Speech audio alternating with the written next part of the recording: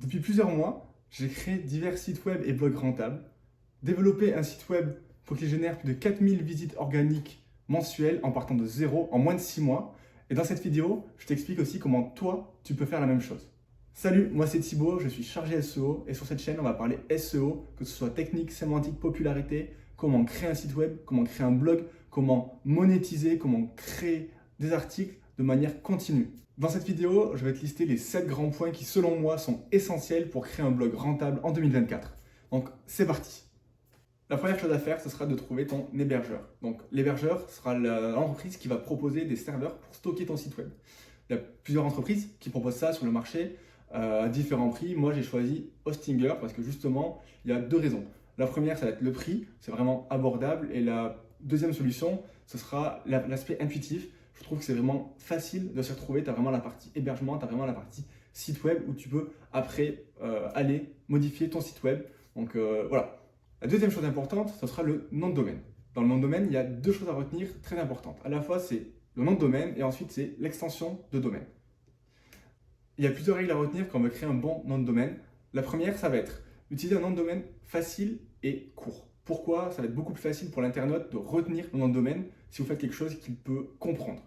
La deuxième, ce sera d'utiliser un nom de domaine qui se rapproche de l'objectif ou l'activité de votre entreprise. Si vous utilisez un nom de domaine qui fait référence à des chaussures, mais vous êtes en fait dans l'industrie agroalimentaire, ça va être assez compliqué pour l'internaute de bien se souvenir du nom de domaine et donc aussi de votre entreprise.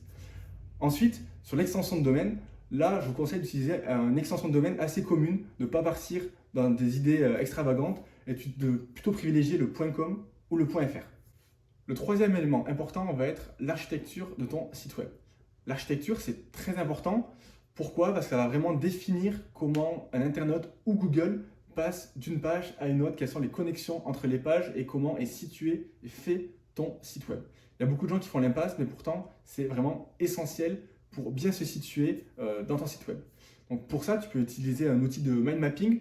Moi, j'utilise MindMaster, qui est assez clair et intuitif. Tu peux vraiment créer une bulle pour chaque page et ensuite faire des connexions entre les pages. Donc j'ai créé une vidéo à ce sujet, ça peut t'intéresser. T'inviter à aller voir aussi cette vidéo.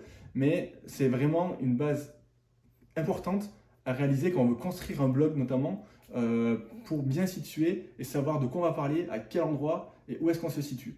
J'y reviendrai après, mais il faut vraiment comprendre que les connexions entre les pages, c'est très important pour savoir quelle page est après l'autre ou avant l'autre et quelles sont les connexions, donc comment on reçoit un lien. J'y reviendrai juste après. Le quatrième élément important, ça va être le choix de ta thématique ou de ta niche. Cela, tu vas le définir en fonction donc, de tes passions ou du sujet sur lequel tu veux parler sur ton site web. Donc tu peux choisir vraiment divers sujets, que ce soit dans des sports nautiques ou la cuisine. C'est vraiment libre à toi de choisir ce dont tu vas parler. Mais je te conseille de garder une ou grand maximum deux thématiques sur ton site web en fonction de tes passions. Au pire, tu pourras créer divers sites web ou blogs. Ça, c'est pas dérangeant, mais il faut vraiment que l'internaute et Google aussi, puisqu'on parle de SEO, ils comprennent en fait sur quoi ils sont. Ils sont sur un site web ou un blog qui parle d'architecture, de chaussures, de sport nautique. Après, ils parlent d'alimentation. Il faut vraiment être clair et bien définir ses priorités et ses objectifs sur son blog. Le cinquième élément important, ça va être la création de contenu. Je t'explique. Quand on a créé son site, quand on a créé son architecture et qu'on commence à vouloir créer des pages, puisque c'est de ça qu'il s'agit, on va étudier les mots-clés sur lesquels on va parler. Si on a défini de parler, je ne sais pas, de chaussures de sport, vraiment les chaussures, et pas le running, mais vraiment les chaussures, on va étudier les mots-clés qui sont liés à chaussures de sport, chaussures de running ou autres. On a des différents outils qui peuvent être utilisés pour justement se renseigner sur quels mots-clés sont recherchés ou utilisés sur chaussures de sport, chaussures de running dans son ensemble, donc SEMrush, Ahrefs ou autres. À partir de ces recherches-là, on définit une liste de mots-clés. Ces mots-clés, on va définir un mot-clé pour une page. On va donc créer une page qui va parler de un mot-clé spécifique. Pour chaque page, on va définir un titre qui sera en lien donc avec notre mot-clé qu'on vient de trouver. Pour chaque page, on va donc ensuite les publier tout simplement sur notre blog ou notre site. C'est à partir de là que Google va référencer vraiment notre site. Google se base sur des URL, donc sur des pages web. Donc il y a des éléments importants à faire ou ne pas faire, au contraire. Le premier élément important sera donc de définir un bon titre et d'avoir une hiérarchie dans notre page.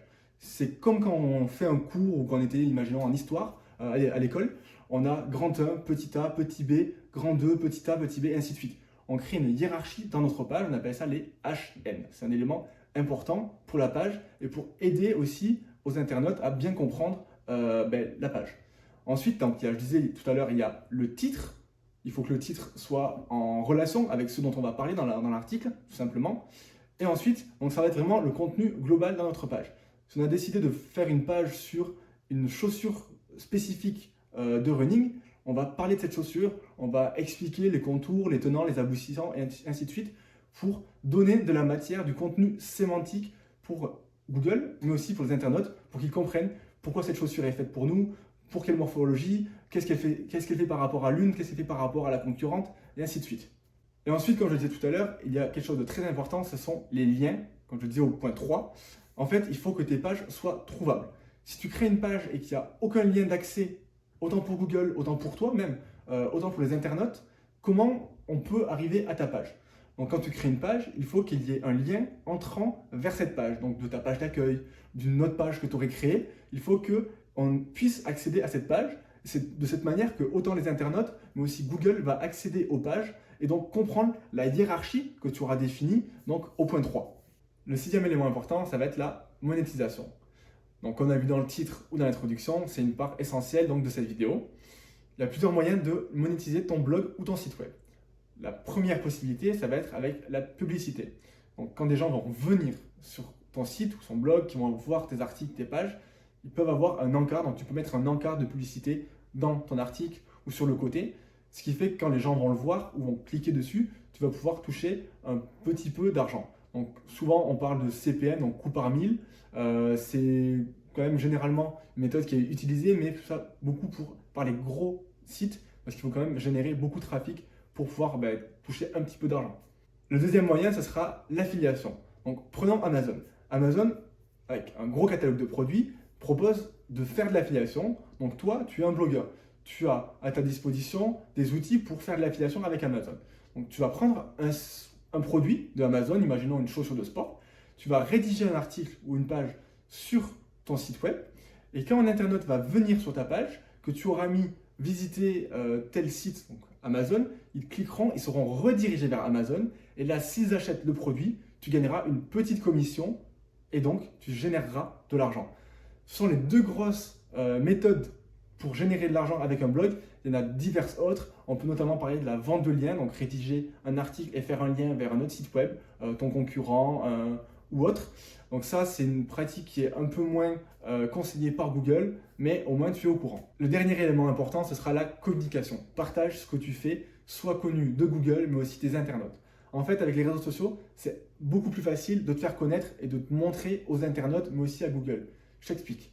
Que tu crées un compte sur Facebook, Instagram, TikTok, Pinterest, Twitter, tu vas pouvoir créer du contenu et ce contenu, les internautes vont le voir et avec cela, tu vas pouvoir les rediriger vers ton site web.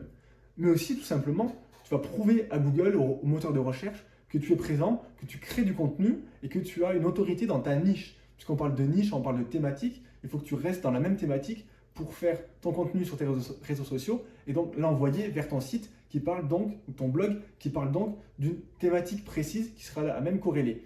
Ce faisant, tu vas montrer à Google que tu es un acteur intéressant, voire majeur au final, dans ta niche et cela va aider, cela va pousser ton site sur les résultats de recherche et donc grimper en position sur Google pour attirer donc aussi derrière plus de trafic et donc si tu as utilisé des méthodes de monétisation comme je te l'ai expliqué, pouvoir gagner de l'argent avec ton site web. Voilà, cette vidéo est terminée. Grâce aux 7 éléments que je t'ai présentés, tu as enfin paré à créer un blog rentable sur Internet. N'hésite pas à aller voir la description, je te mets différents liens qui peuvent t'intéresser, notamment des éléments dont j'ai parlé dans la vidéo. N'hésite pas aussi à liker si cette vidéo t'a plu, à me rejoindre sur les réseaux sociaux, à te connecter si jamais sur LinkedIn, on pourra échanger avec grand plaisir. Moi, je te dis merci beaucoup et je te dis à très vite.